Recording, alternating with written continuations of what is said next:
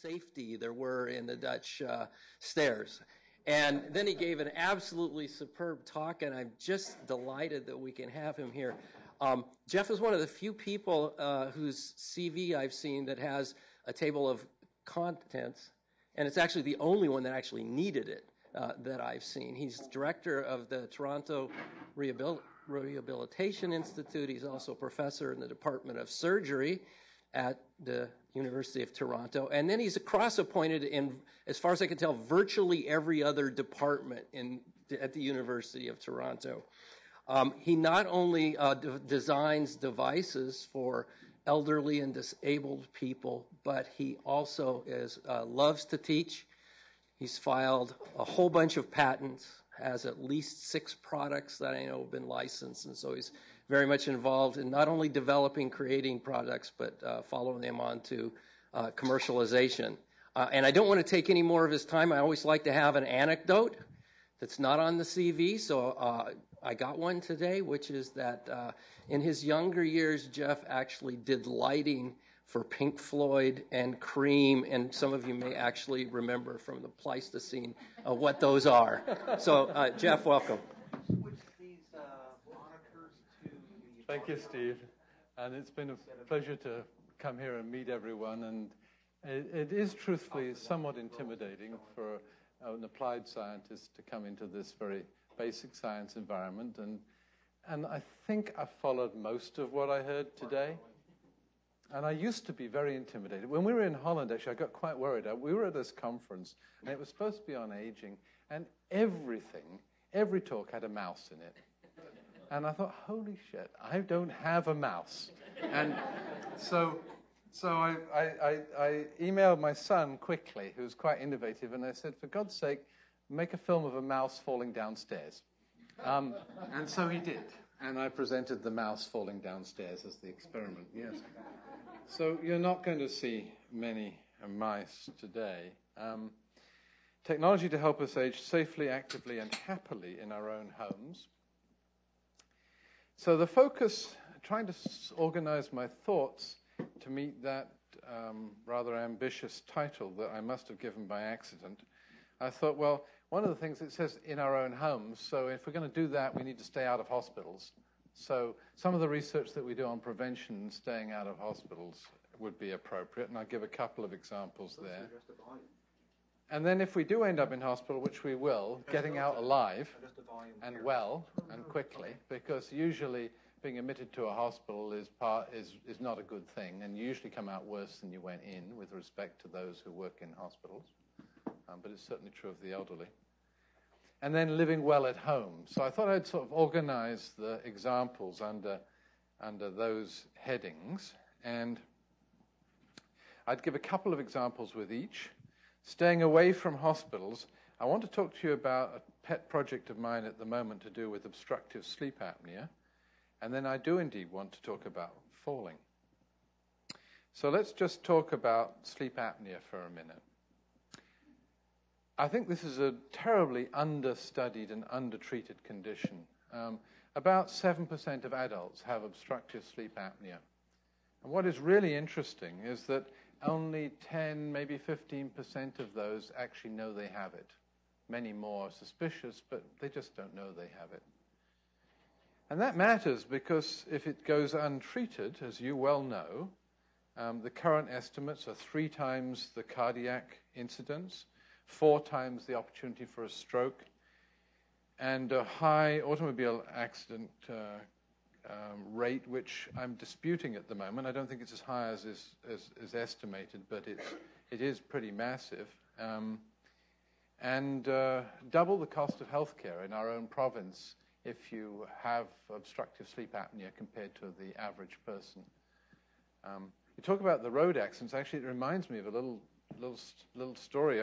I'm looking at sleep apnea in truckers at the moment, and there's a company in Texas. Do you know about it? P.P.D. Or a company that was started by a physician down in Texas.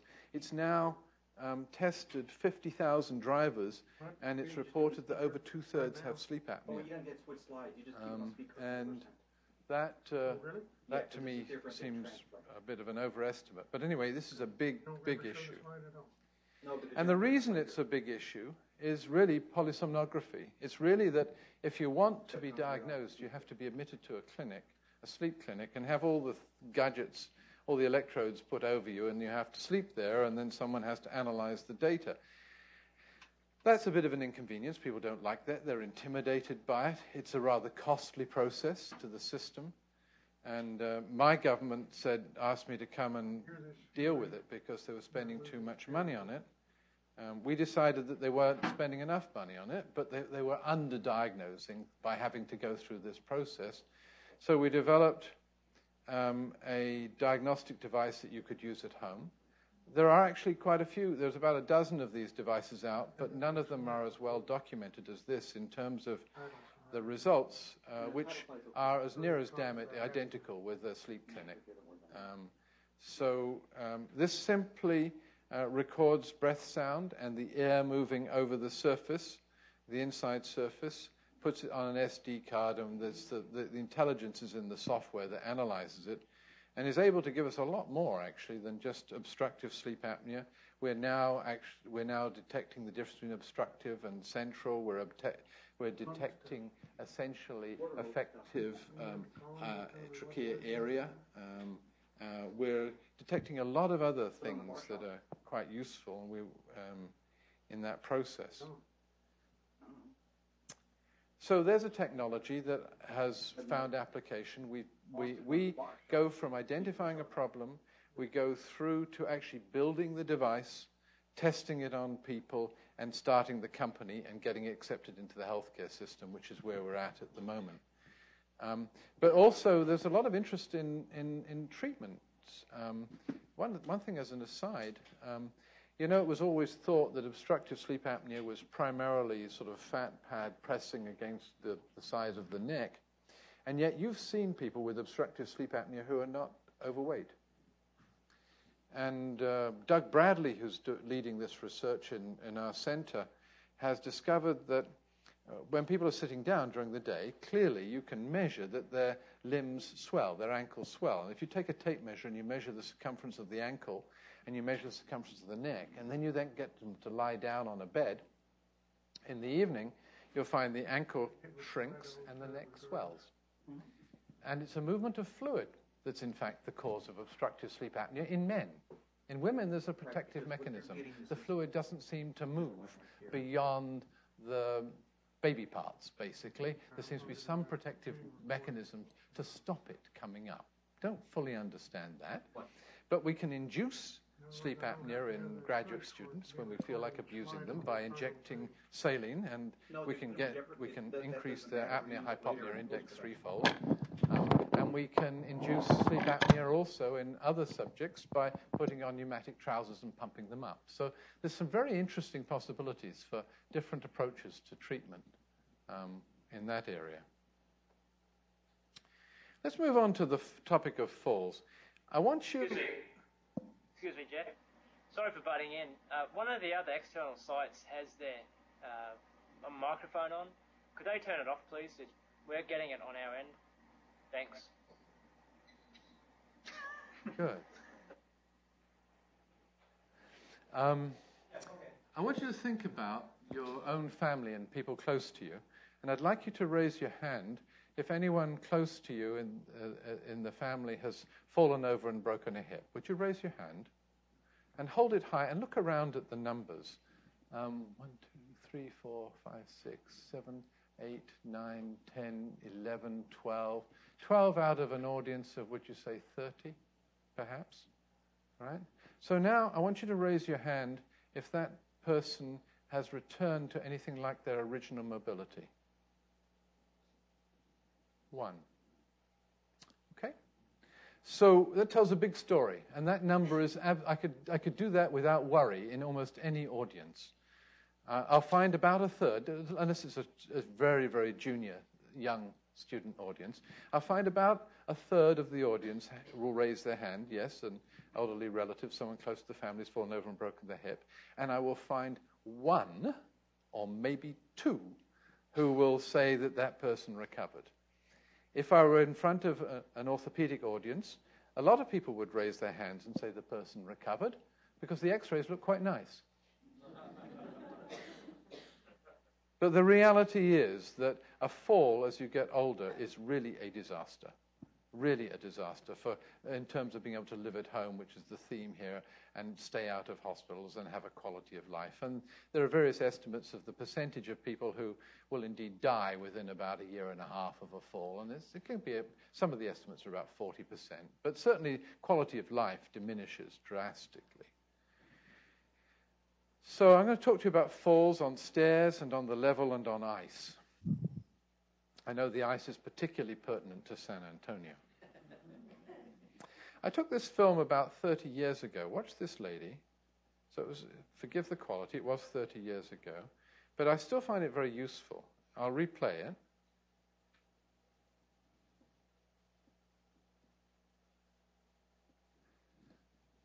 I'm going to show you another one. Watch the guy going towards the door over there, staggers to the side and falls over. A recent publication out of Vancouver by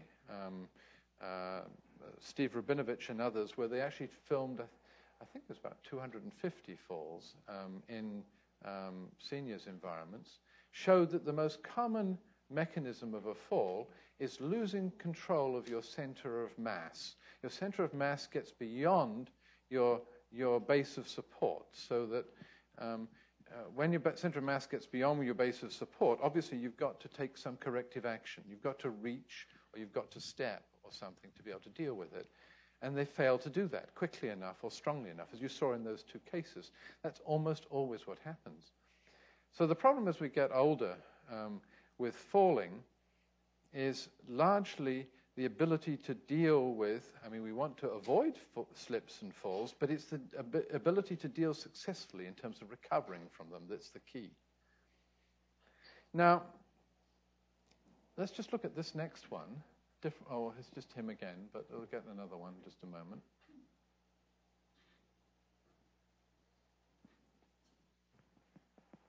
Oh, here's a fall that's caused by an environmental circumstance. The trolley hit the door started to swing, the lady broke a hip and died. And one of the things that's bothering me this year is that we've been doing research into falls for 20, 30, 40 years, some of us, and we really haven't had any major impact on the problem. We were talking yesterday about how tobacco use, smoking has declined quite successfully. Deaths in car accidents have declined. Cars are more protective. Seat belts are worn. But we really haven't solved this problem of falls, except in a few niche areas we've been able to show that applying certain strategies you can rehabilitate people to prevent falls. But it really hasn't had a population effect. And I think that what we've got to do at the moment is we've got to focus on environmental causes of falls, because it's a kind of low-hanging fruit. And you'll gather throughout this talk that I'm highly motivated just to get problems solved, because we're surrounded by really nasty situations. And I haven't got time to sit around and do stuff and ignore a problem that can be solved right then and there. So the focus that we're presenting now is mostly, though not entirely, on environmental causes of falls, because we can fix them. And it takes more to fix the physiology and the behavior, but we can fix the environmental causes. So let's just her again. So falls on stairs, on the level, on ice, stair falls. A gerontologist in the UK, Anthea Tinker, took her graduate students on this research project and had them go into people's homes and ask, what's your biggest worry?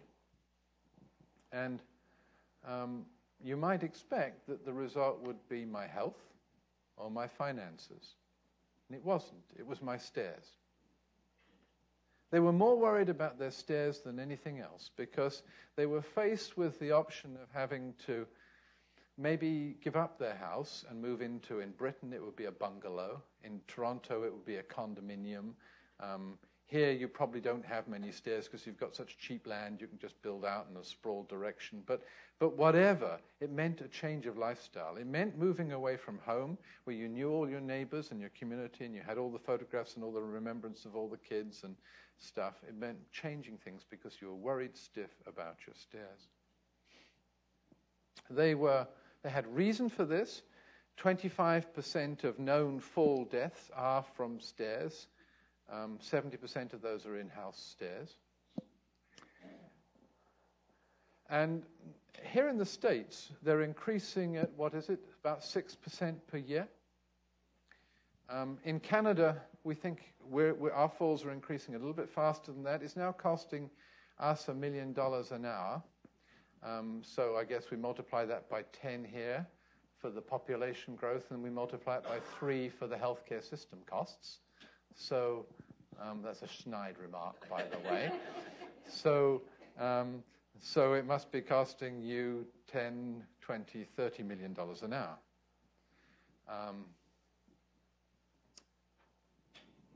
So here's an interesting paper that came out of the UK. We'll look at each of these graphs in turn. Let's first of all look at that one at the top left that looks like a blot of flies. And what it is actually, the vertical axis is the average rise. That's the height of the steps on the stairs. And the horizontal is the going. In Europe, it's called the going. Here, it's called the run. It's the distance from any point to any corresponding point horizontally on a step. So if you like, from the front edge of the step, the leading edge of one step to the leading edge of the next step. Not quite the tread, it's the run. And so they had in the end, they had over 1,200 stairs where they could accept the data as being accurate. And they plotted the rise and run of those stairs. And then, let's look at the one on the slide on the right. And lo and behold, when they plotted the number of stairs that have had an accident, a serious accident, against the run of the stair, which is kind of the depth of the step, an almost linear relationship and a 5 to 6-fold decrease in major accidents if you make that step a bit deeper. I mean, what an amazing public health initiative you could have if you could do that. So how do you get that to happen? Well, there's a lot of pressure because if you decrease the slope of stairs, you've got to spend a bit more money on the house. The house has to be a little bigger because you've got a couple more steps, right? So we decided to focus on changing the building code so that maybe that'd be the most effective way of translating this knowledge, because then you don't have any choice. If you build a new house or if you renovate a house, you must have a building permit and you must conform to the code. Yes? Is this in private residences or Yes. public buildings? I'm talking about private residences. Fortunately, the public building code in Canada is the same as the States and is not bad. It's a 7-inch rise and 11-inch tread. Unfortunately, the houses in Canada are 8-inch rise maximum and 8-inch minimum tread. And it all makes perfect sense. Oh, sorry. I got it. It all makes perfect sense, but you'd have to adjust it for the traffic on the stairs. So have you adjusted it for people? Some people might walk up the stairs 20 times a day versus 2 times a day, and that's going to influence this, and that could have something to do with the stair geometry. So it's really the activity and not the stair design.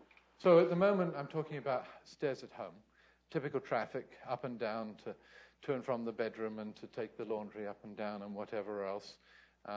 If we're talking about big traffic flows, then yes, it's a different condition. But this is really dramatic stuff. And so even with this, there was reluctance to change the building code. Very, very resistant. So we're now on the committees and we're now collecting the empirical evidence necessary. So this is another kind of use of technology that I wanted to illustrate. And the way we're doing that, because we have to do it in a hurry, is we've built 3 stairs, which are piles of boxes, essentially. I'm quite proud of my little invention of the lever here. You can quickly change the run on any step so that you can change the run on each of these staircases for the 3 common rises of 7, 7.5, and 8 inches. And then you can test people going up and down with different runs.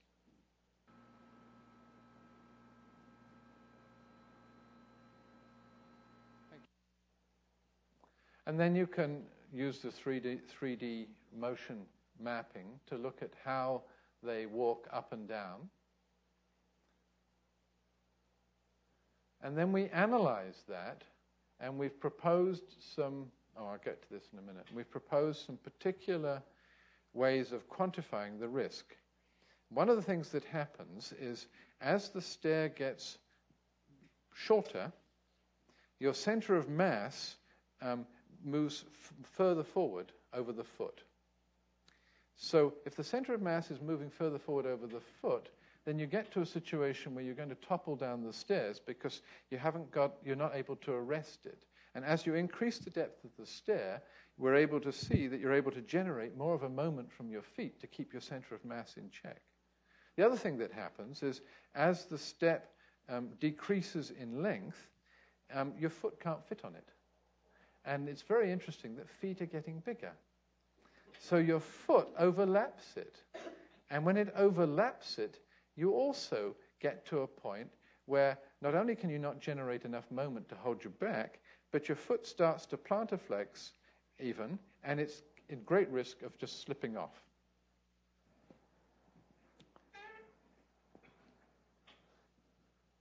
So I didn't have enough time to go into a lot of detail here, but I'll show you a common other circumstance that we see. Someone builds a house. This is the top floor of the house, and this is the ground floor. And they leave a hole cut in the top floor, and then they go and order the stairs, and the stairs come as a prepackaged unit, and they insert the stairs between the two. And you'll notice that they've missed a protrusion on the top step. Very, very common. Very common. In some areas of Canada, 50% of the homes are like this. It's a $10 problem. $10 problem. But it's reckoned that it's a major cause of death and injury. Because when you look down the stairs from above, that first step appears to be broader, seems to be a bigger run than the other ones. And your brain only takes notice of the first step. And when you look at and actually there's less distance available. So you start walking down on the first step and you walk confidently, and when you hit the second step, you overstep it. And by the third step, you're on the way down. So the $10 solution is to stick a little piece of wood on the top step. So how do you get that message transmitted so that people apply it, right?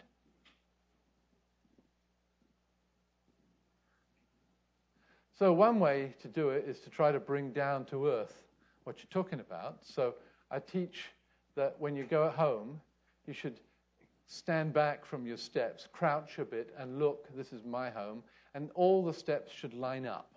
It's not perfect. There are other geometrical problems that will make that happen, but if they don't line up, you've got a problem. Like this problem.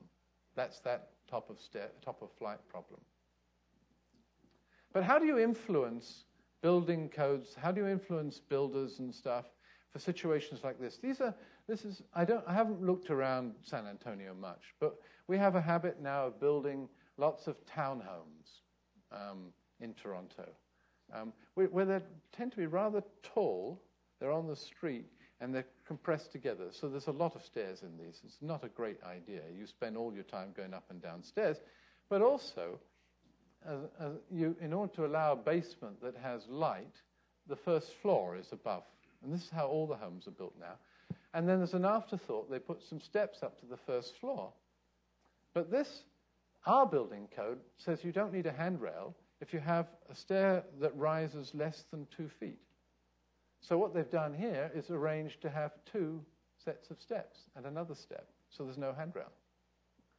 So the possibility of living in this environment safely, especially in Toronto with ice and snow and stuff, is just not there. And even with a kid, and a baby carriage. To get around to the back door on this, by the way, is a long way. And you have to go through the garage. It's around the end. Again, public health issues that you can affect through technology to deal with issues like this, I think, are important. We have a lab, actually, also, where we're able to see how people respond to missteps and perturbations and see how quickly they grab handrails and things. And in fact, your building codes have been influenced here in Texas by our work. But we can cause the whole lab to move, and I'll show you that later. Oh, these are just things to do with, we're going to skip by this. Okay, so now we've ended up in hospital. How the hell do we get out alive? Other than bribery. Of course, hand hygiene became a pet peeve of mine. Again, I always go for what are simple problems but have big impact because I get fed up with them, right? And hand hygiene is something that's easy to get fed up with. 10% of people, 1 in every 10 of people who are admitted to an acute care hospital in North America catch something that they didn't have before they came in. It's reckoned that 100,000 deaths occur in North America a year because of hospital-acquired infections. And at a guess, it's not much more than a guess, so don't crucify me for these, but it's thought that maybe half of these are because of inadequate hand hygiene. So I'm going to turn the sound up, hopefully, and you will see a little film. This is still in draft of one of our projects. Hand hygiene is a big concern for hospitals because hands are the thing that healthcare workers use to help caring for patients, whether it's just shaking hands or assisting them with their television to doing a complete examination. We believe that hand hygiene performed by healthcare workers is one of the cornerstone strategies to reduce those types of infections. There's lots of evidence from the 1800s and since then that hand hygiene really reduces infection.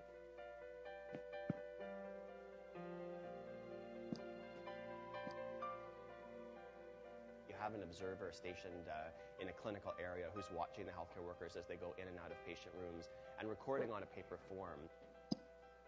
So one of the things we noticed was that a lot of hospitals had very high hand hygiene rates, and this is good, but a lot of the same hospitals also have very high infection rates. We were looking at this problem of unreliable data and wondering what we could do about it. How do we get more reliability and more accuracy in the process?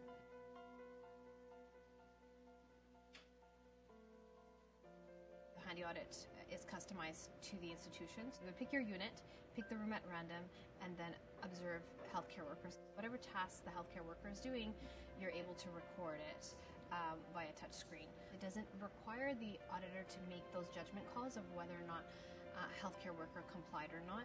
They are simply recording tasks, and it's the handy audit that has the logic built into it to determine compliance. It's kind of the best of both worlds. You have the objectivity and the consistency of an electronic system, but also the understanding of the in-depth context that only a person can provide. One of the really great things about the team here is that there's always an eye towards practical use, ultimately, for the research, so that it doesn't just sit in a bubble, but it can go out and affect real change in the world. We've expanded to more than 120 sites. We're being used for research at Johns Hopkins, as a teaching tool in South America, and we're expanding internationally because there's a lot of interest and a lot of need for it.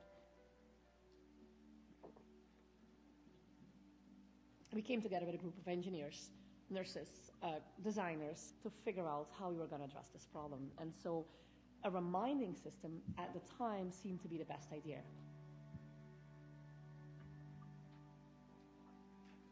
Each nurse has an individual badge that tracks her movements throughout the unit that is wired.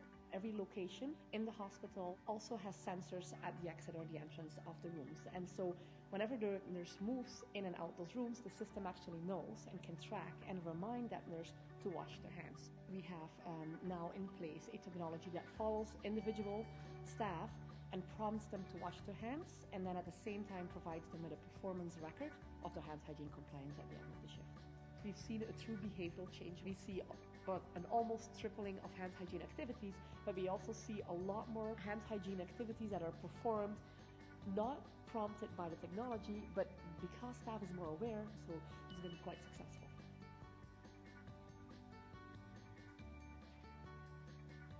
We need hand hygiene to become a habit, like wearing a seatbelt. And we need reminders, and not reminders sort of at the end of the month where somebody says, you know, your compliance was only 40%, but reminders immediately at the moment when you don't do it, at least until this becomes a widespread habit throughout the healthcare system.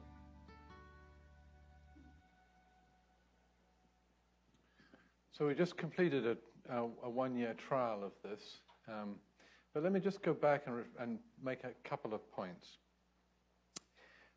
Every year in our province, every hospital has to publish its hand hygiene audit figures. Does that happen down here? I have to go in the newspaper. And so this is the percentage of hand washing up to 100% before, and no, that's after seeing a patient, and this is before a patient. So as a CEO of a hospital, you'd really like your number to be up here. And in fact, we now pay CEOs in Ontario somewhat on performance. It's not actually very much money compared to what they make, but it's politically it's made a big deal. And the top criteria is the percentage of hand hygiene. So here we have the results of our hospitals in Ontario. So there's a crowd of them getting up on the 100% level up here, getting pretty close to it, and they're busy employing statisticians to explain how they can report greater than 100% because they have to show improvement every year. There's also either some very delinquent or some very honest people reporting down at this level. And clearly, we found no relationship between infection and quality and this number. And much to his irritation, my own CEO, for example, last year said, our target this year is 83% across our hospital. It's a very big hospital. It's got 18,000 employees. It's a $2 billion operation, which is big in Canada. But anyway, he said 83%. He said, Geoff, is that a good number? I said, you'll get whatever you ask for. Because it's relying on people to make the observation, and their jobs depend on improving.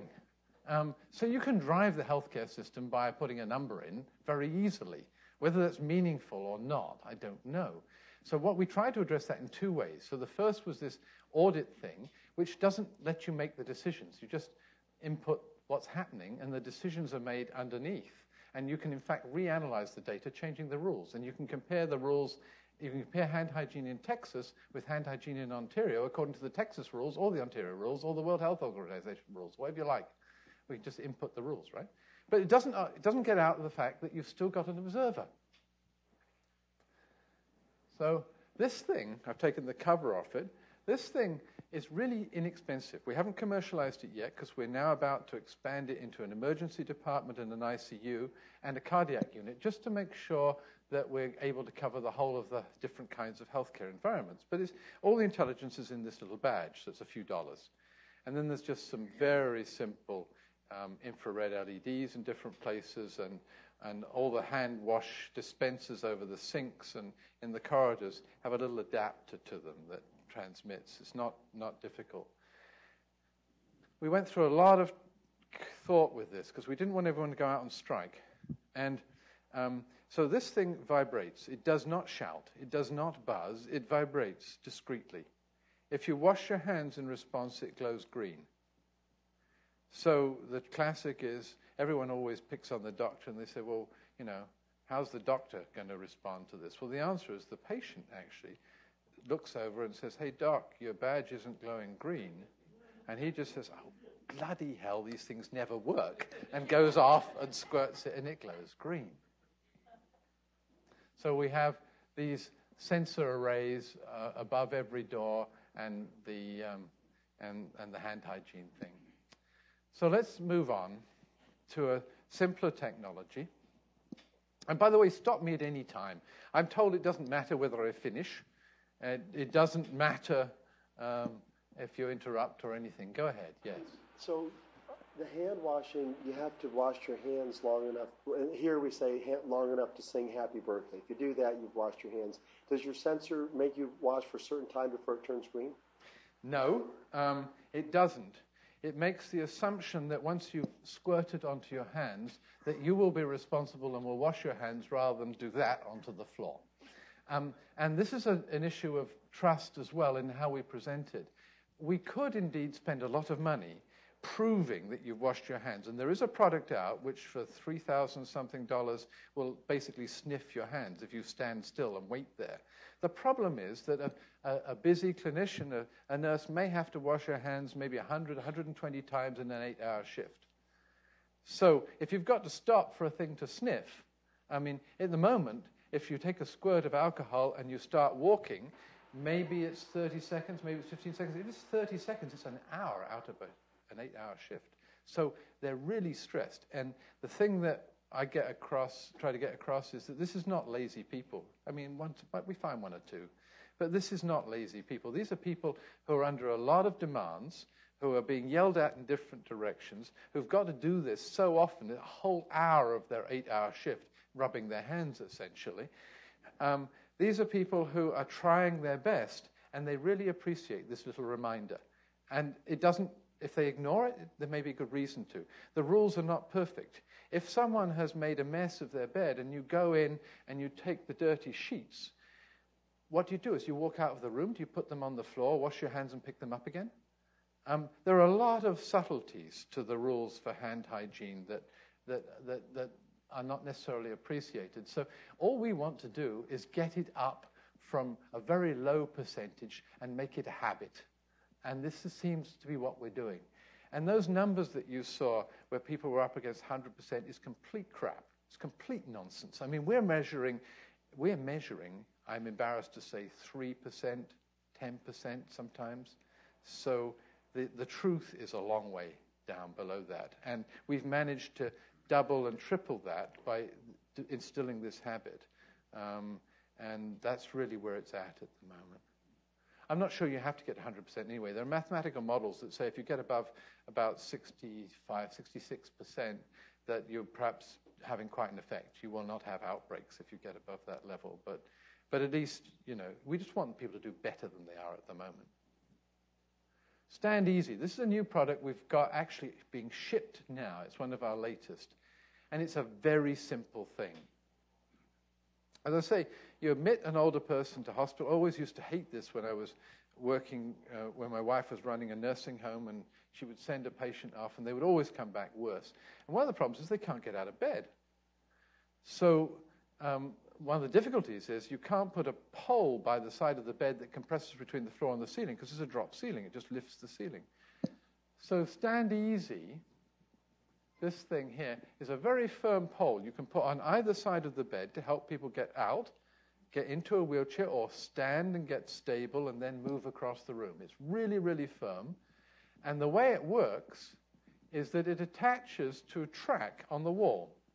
So we're putting double tracks behind every bed, and then you can get maintenance or OT or someone to take it out of the cupboard and go and clip it on one side of the bed or the other, and it's really firm, and it makes a huge difference in mobilizing people, getting them out. A simple technology, right? I can tell you that simple technologies are much more difficult than they look. This has taken us a lot of work to make sure that it's not going to rip out of the wall with the forces that can be applied with every kind of wall. And so we've been pulling concrete walls and things to bits and doing analysis for a long time. It's a lot easier to build a robot, a high-tech robot, than it is sometimes to build a simple piece of equipment that's practical and that can be used in a situation like this. Okay, so let's continue to stay at home. How are we doing for time? We've got about halfway through, although I want to allow plenty of time for discussion. This is the last of the areas, although it has 3 topics. Independent mobility, caregiver stress. You can read it as well as I can. Let's look at independent mobility. We've built the center that I was lucky enough to win some grants. So I was able to build a center that has, amongst other things, we have 7 simulations so that we can move quickly from the laboratory to the real world. And one of the simulations is this living environment on the 12th floor that you can walk around and look down on top, and you can build things inside. We don't pretend that anyone lives there. We actually use a lot of actors, professional patient actors, We also act ourselves a lot in that environment. We do our rough tests. We work things out. We get investors interested in what we're doing. We teach in it, in that environment, what we're doing. We still eventually have to test it in real homes. But we have one of the simulations is a real home. And we were responsible, when I was in the previous place, of introducing the first of the commercially available poles that wedges between the floor and the ceiling. And I've always wanted to turn it into a sort of Lego kit. So this isn't actually what the product will look like, but it's because I can't show you for commercial reasons. It's not on the market yet. But it's basically snaps together. So your dad's coming home, and you can put together a handrail from the bed around to the toilet with no drilling of any walls, nothing else. You just assemble these poles wedged from the floor to the ceiling, and you just clip these things together. And you can put handrails for exercise or for support anywhere, or various devices onto it. It's going to be called the kit. And you can make corners, you can do all sorts of things. Here's what it actually, one component actually looks like, because you need to be able to travel past those handrails at times. So you can actually, all of them you can lift up as you go by if you need to.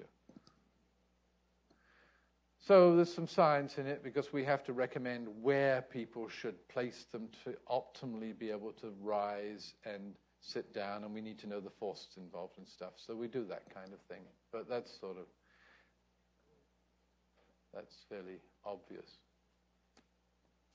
We have a lot of other simulations. Some of them are grouped together in an environment we call the Challenging Environment Assessment Laboratory. If it were down here, it would be full of, I don't know, do you have rattlesnakes? What are the challenges here? We'd fill it full of rattlesnakes. We would make it very hot and very dry and no water anywhere around. I don't know what we would do. Well, we'd have people with guns to shoot you, right? This is Texas. Actually, I remember once being in a restaurant here and overhearing a conversation where some paramedics were talking about how they carry guns in their ambulance but to protect themselves. I thought that was a rather bit of an irony. And then I overheard on another occasion two old people complaining. One was complaining to another. This is quite a long time ago, that the law in Texas had just changed, where you had to be justified to shoot someone on your property. You had to ask them first why they were there. And they thought this was an appalling thing. You don't have to ask now? No? Oh, good. You can just shoot them, right? Good. Well, that's great. So anyway, so we have highly controllable, challenging environments, and one of them is winter.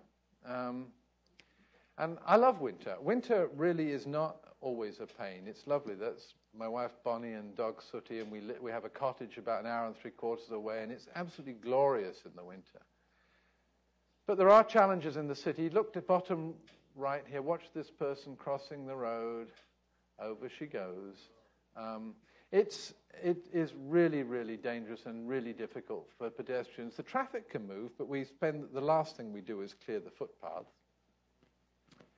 We have adopted a standard that's adopted all across the United States of curb ramps to get down, so wheelchairs can get down to the road surface, go across and up the other side.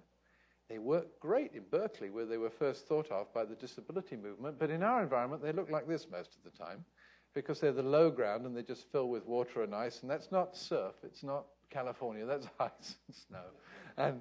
And they are an abysmal obstruction to accessibility. So here's another technology, this time implied in the city environment, in the outside environment, which can have a big impact. Because to live at home, you've also got to get to the store and the bank and get around.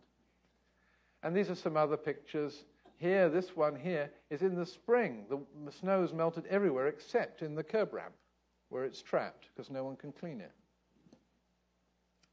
So we've been doing a campaign, and I think we're just winning, where instead of going down to the road, we raise the road surface so you cross on the level and it drains better. And just last week, after 4 years of campaign, it sounds as though the council has given us an intersection to modify and do a study on for pedestrian safety and stuff. So we're going to be doing that.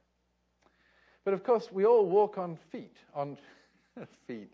We walk on our feet, yeah. We walk on shoes, most of us in Toronto. And most people do here too. And that has a great deal to do with our safety and our ability to move around, particularly in winter. This is the piece of apparatus that's used to codify, to measure according to the international standard, the friction of a shoe. And where it does it, there's an icy, a frosty surface there, pushes down on the shoe as though the heel was just touching the ground and then drags the ground backwards. Unfortunately, it doesn't provide really a very good measure of how well people actually walk over ice with different shoes. So I want to show you a recent experiment using another of our simulators. Oh, first I'll show you this one. This is our climate room. This was a company that lent us its top-of-the-line boot. It's advertised to be able to allow you to walk to the North Pole. It's very expensive indeed. It's the most expensive boot in their line. The president goes to the North Pole regularly, and the marketing talks about how fantastic this is, the way it grips the ground. That's a 2-degree slope.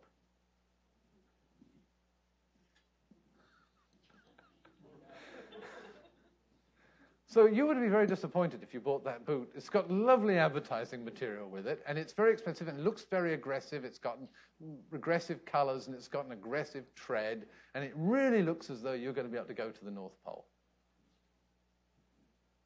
So we do need to protect the consumers a little bit. We need a better labeling system as well as better boots, better shoes.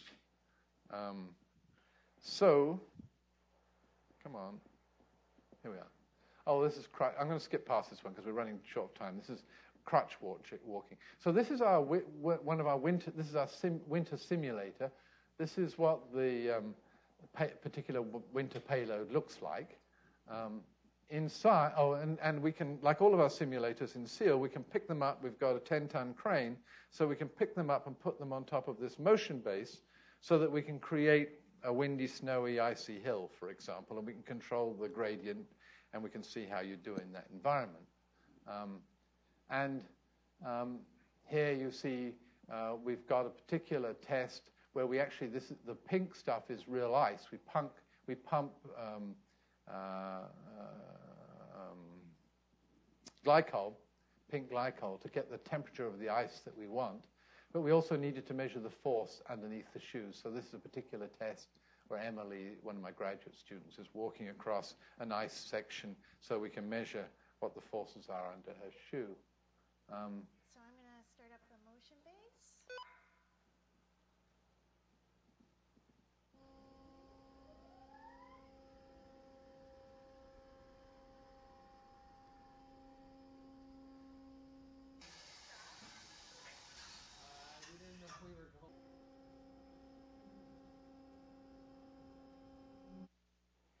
So, amongst other things, when we can fly around, we fly like a helicopter, we can drive around, but we also can create hills and things.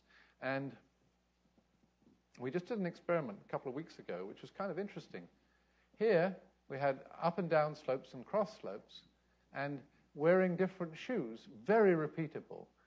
3 degrees. Doesn't matter what direction you walked in with those shoes, they always went at 3. If you went to 4, you slipped. Totally repeatable. They came out with this new shoe recently, go to 6.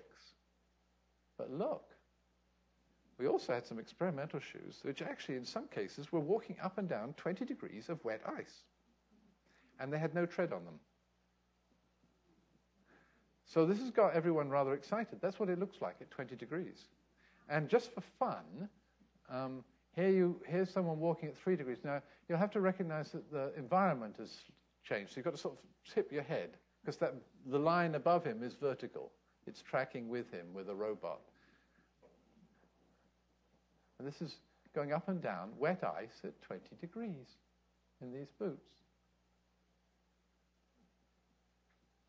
Can you imagine if we could get boots out that we can do this? So we're now working on that with the company to get it out. Yeah.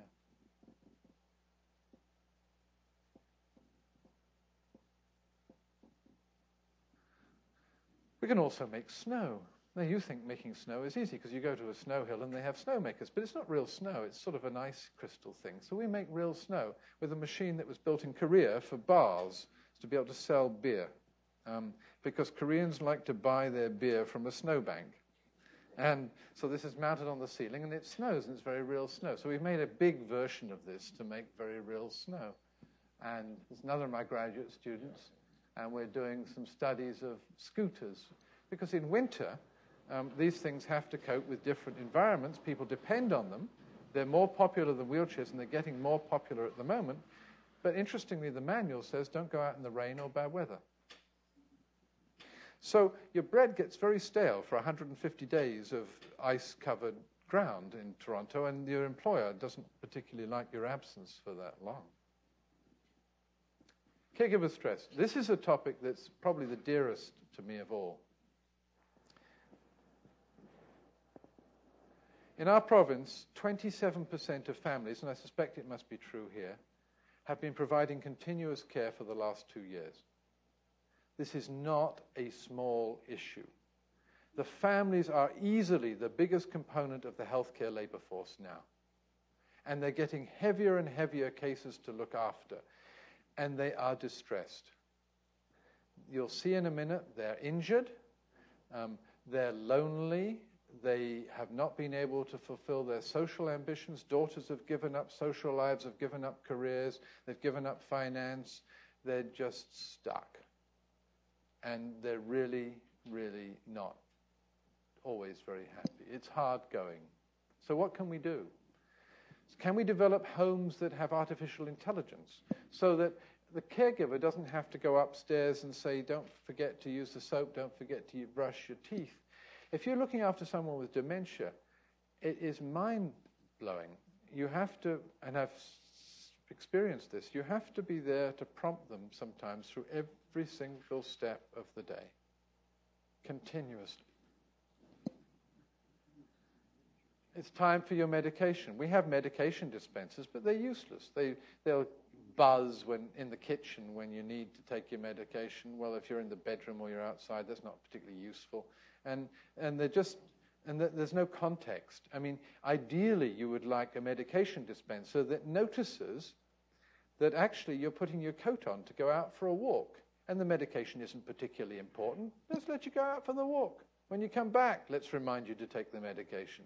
Or that recognizes the doorbell is gone and says, oh, this is Friday night.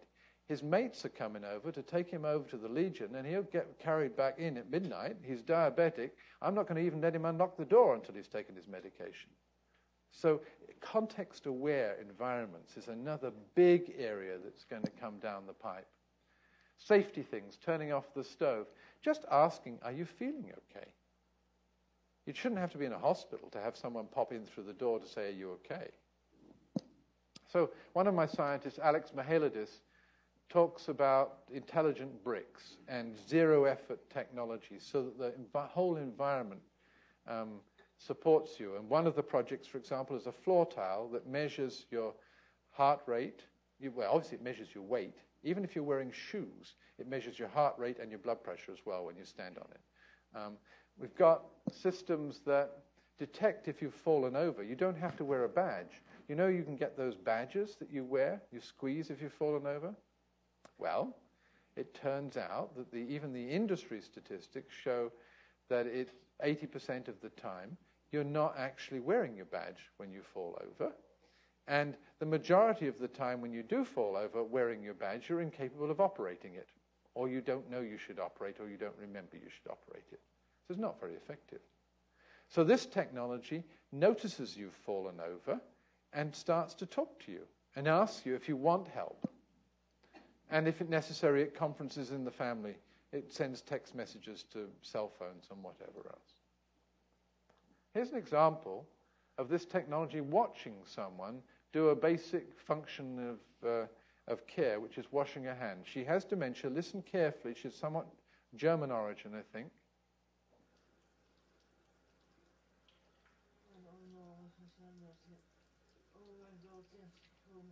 She's just mumbling.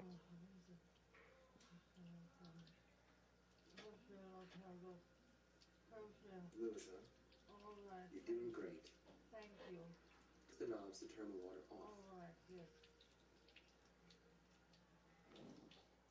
Oh, God, that is good. That is good. So it's entirely computer generated. It notices from the movements of her hands what she needed to do. It has learned to talk to her by her first name because she likes it and responds better. It knows what responses to expect from her, and she thinks it's someone talking on a radio or something to her, and she's accepting of it.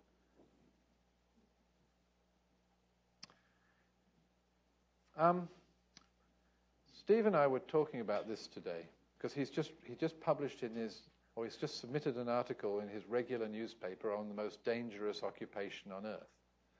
And I won't give away his secret. You have to read the article.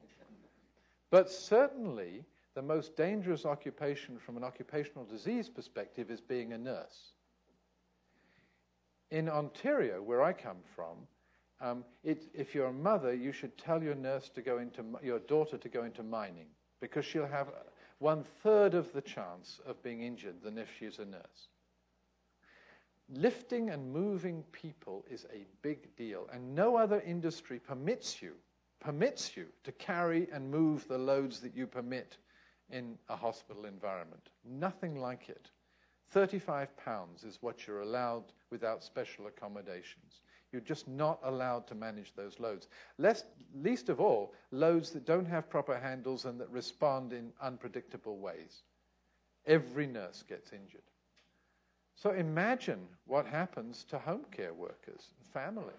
I mean, it's a disaster. They all get injured and they just can't cope. Yeah. So before you leave this, so it's injury rate is one measure, but you really want to know what kind of injury, because you've got 15 trivial injuries, and in mining, one injury is your arm gets cut off. It's a lower rate, but it's a little more important. Yeah. So how about adjusting this for the magnitude? It's just based on the cost of compensation. So that's supposed to take that into account. Whether it does it well or not, I don't know. But clearly, if you lose your arm, it's a bigger compensation cost than if you have a low back injury. Along the lines of patient lifting, there are medical practices now that are limiting their practices to patients that weigh under 240 pounds. Is that happening in Canada? Well, no, because if people are weighing heavier than that, you've still got to look after them. Or at least we do. In fact, we have a unit where there's no one weighing less than 350 pounds that we're starting to work in this year, called a bariatric surgical unit. And I'm really worried about that, and we're trying to develop standard operating procedures to manage in that environment. But besides which, lifting a 100-pound patient is more than you can do. Yeah. Unrelated, but before we go too much farther, the last item that you showed, the talk to the demented person, what's the cost level of that kind of thing? That's one of the things that... Well, it's not on the market yet, but there's not much hardware in it. I mean, you can buy a webcam now for about $15. It's got a computer in it. I mean, I've got 3 in my pockets at the moment. There's the development cost, there's the software cost. In fact, that's one of the problems to commercializing that is that, unlike the button, where you don't sell the button, you give the button away, but you get the $15 or $20 a month or something, you don't have to pay a monthly fee, because you can set it up to talk to the family. So where's the commercial model? So that's the struggle there. It's too cheap.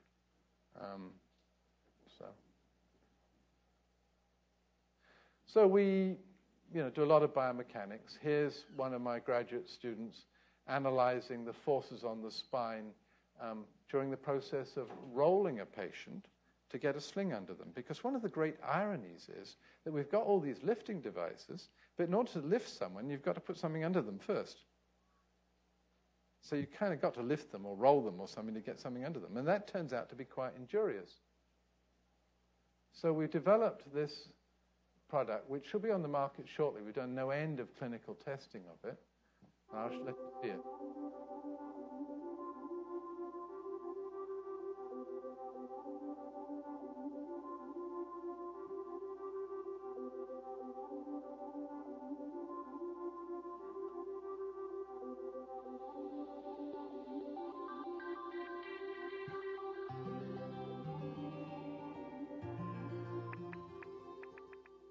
Turn that sound down, it's unnecessary.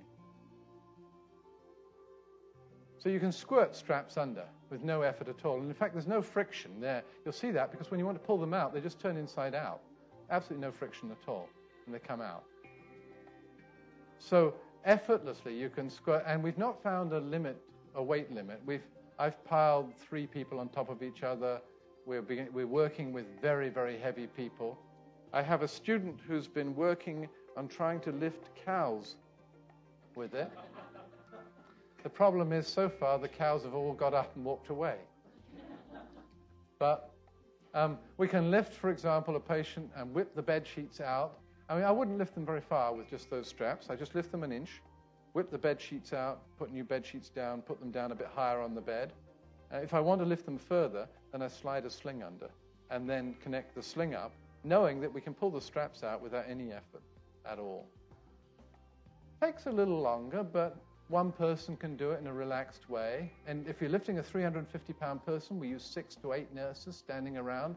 1, 2, 3, yell, and up you go. It's not at all dignified, very, very uncomfortable. So here we can slip a sling under, for example. And because I do that before lifting them off the bed, I wouldn't want them to fall through the straps, but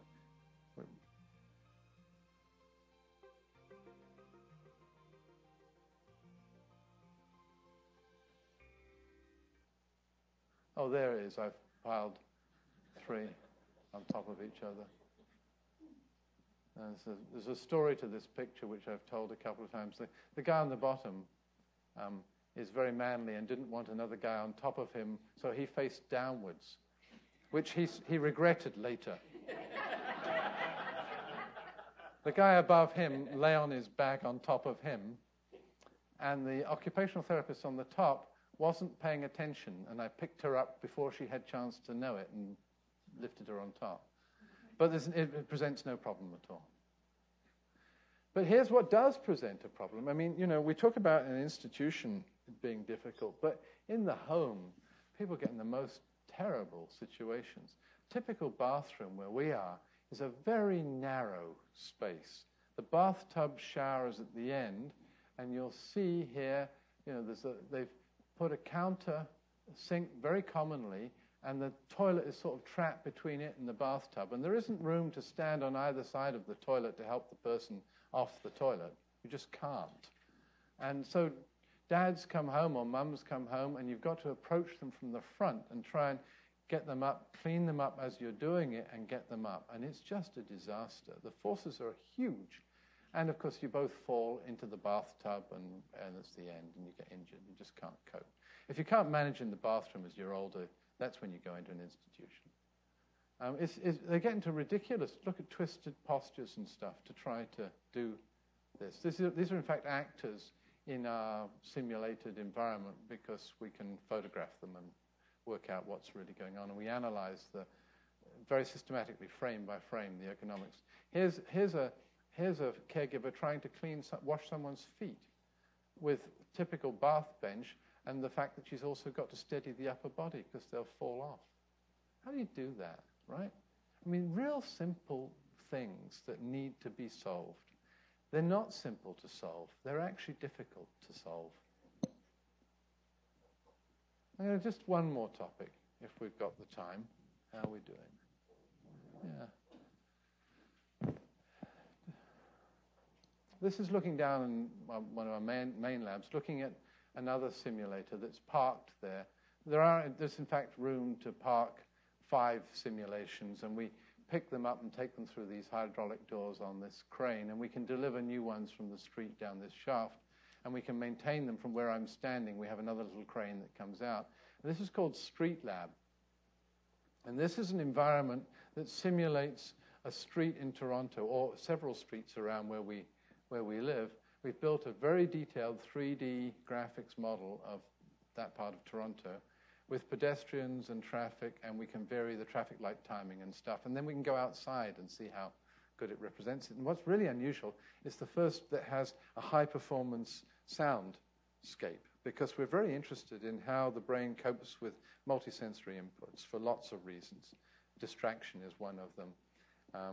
We're also interested in developing better hearing aids, for example, and we know that people who have hearing deficiencies fall over more than people who don't. So is this because they're startled, or is this because they're using more of their brain to try to process auditory input? And if we develop hearing aids that, instead of raising the general cacophony, which is the problem at the moment, focus on individuals. So if I want to listen to you, madam, I just look at you, and you can be talking, and they can all be talking, and I can hear you, and I can screw up my eyebrows, and I can really focus in on you. And if I'm trying to sell them to the CIA, I sell them with a 45 degrees offset, so they can listen. I can listen to that one while I'm looking at you. So will I have more accidents when I do that, right? Each of these payloads, each of these simulations has its own computing on board, so they can all run in parallel, so you don't have to wait around. You can work on your experiments. If you need motion, you can be picked up and put on the motion base when you're ready for it. This has a 270-degree surround of walking through the environment, and it's quite a realistic environment if you know Toronto. And we're improving the way the pedestrians walk and stuff all the time, and the way the traffic moves, and we can change the lighting and stuff. And so you can have some very realistic interactions without actually running people down, which seems to be an advantage ethically. It's also very secular. This is a Greek Orthodox church on the right. A bit further down, there's a mosque. It doesn't mind what religion you are. You can go around in that environment. We're about to build another simulation, is a driving simulation. And why are we building that? And that's because we're talking about a problem where you must have encountered an older relative who you're worried about them driving. I'm worried about my mum at the moment. You have, haven't you? I can see nods. And how are you going to stop them driving? And what's going to happen? And if as a doctor they come into your office, certainly where we are, we have a legal responsibility to report them so that the license is taken away. We actually don't have any good tests to predict whether they're likely to have an accident. And if we send them for a driving test, it isn't a very good predictor either, because they never go out in bad weather. They never go out at night. They haven't got enough cats to launch into the road to see whether they avoid them. There's no one going in front throwing tire debris out of a truck or anything. It's not a realistic test. So how are we going to do this? And what we want to do is we want to keep people driving as long as possible. We've got 26,000 people in our province driving with a diagnosis of dementia at the moment.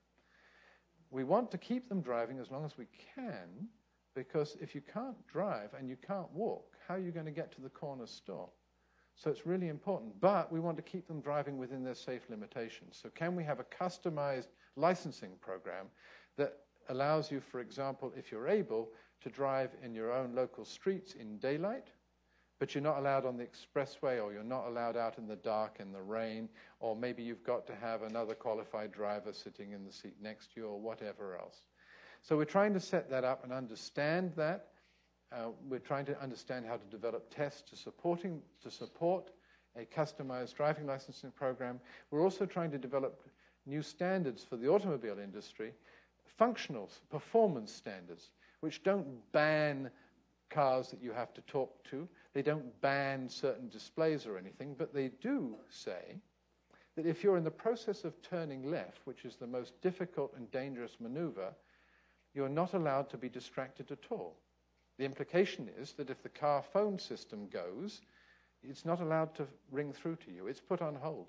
It's only after you've made the left turn that the car is allowed to announce the phone call. If you're driving on a country road and it's not particularly fast or busy, maybe you can be distracted for 1.5 seconds. Maybe in busy traffic you can only be distracted for 500 milliseconds. We're trying to work out those numbers and how you would test for them, so we can set up performance criteria so designers in the auto industry can design and test to meet those. This will be a rather unusual driving simulator, because it certainly has to be extremely realistic to meet this demand. One of the things it has to do, we're not happy with just projecting a picture of glare and of rain. A picture of glare is a white dot on the screen, and rain is pathetic. So we actually have been developing a method of projecting rain onto the windshield in the simulator. And here you can see, just for fun, some of the experiments that were going on to do that. We now have a microcomputer-controlled rain generator that can generate it for different speeds and different conditions. And you can use, we find low-fat chocolate milk is very good for slushy conditions. And cooking oil and tea get used as well. We have a lot of fun doing this. So you actually have to drive with the windshield wipers. You have to drive, by the way, if we're simulating winter, you have to turn on the heater in the car, and it has to get hot, and you have to cope with your clothing as you do it. And in summer, your car is hot, and you have to wait for the air conditioning to get it cool and adjust.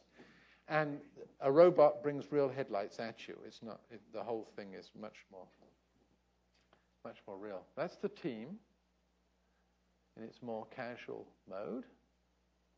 And that's it. Thank you.